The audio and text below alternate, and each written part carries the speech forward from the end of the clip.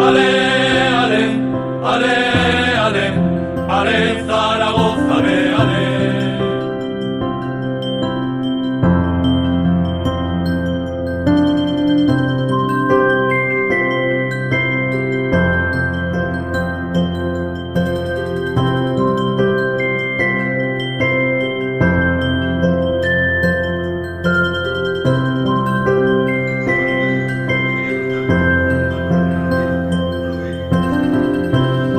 Lo que comentaba, es decir, es un equipo también que ha tenido sus altibajos, pero ellos ahora mismo están fuertes en el aspecto mental. Es un equipo también muy ofensivo, que tiene muy claro que juega, tienen dos bandas profundas, un buen delantero, es decir, lo típico de la categoría, de la segunda división, que vienen de la victoria y de la derrota, del empate último, y que nos van a esperar, por supuesto, también, ¿no? Pero ellos nos robaron 3 puntos también aquí en la primera vuelta, y vamos a intentar también quitárselos nosotros, no puede ser de otra manera, quitárselos a nosotros en su estadio.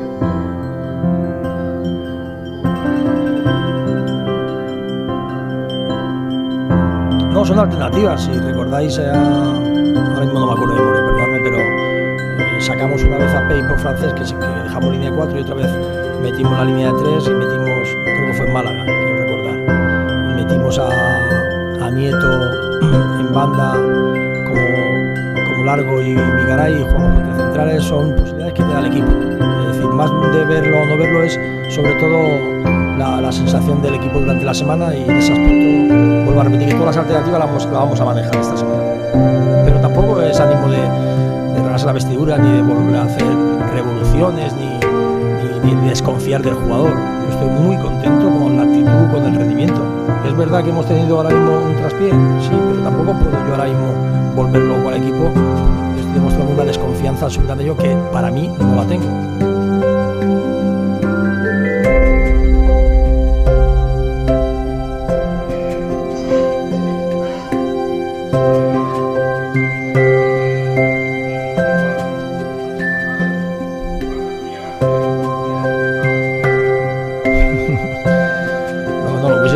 Haberlo ganado todo, como hace el Leganés y no sé qué equipo por ahí, ¿no? Es cierto que hemos hecho una suma de puntos, pero no nos está dando para alejarnos del peligro, ¿verdad?